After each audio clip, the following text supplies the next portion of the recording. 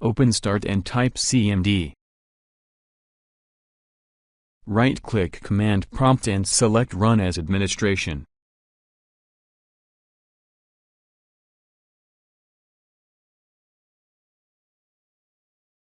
Type netstop HTTP and press Enter.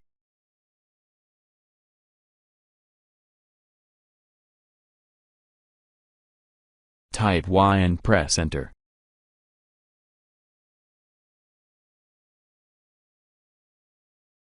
Type Exit and press Enter.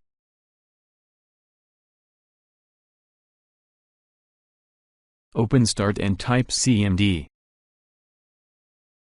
Right-click Command Prompt and select Run as Administration.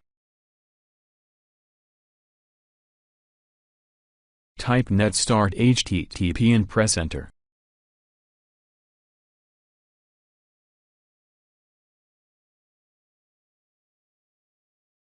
Type Exit and press Enter.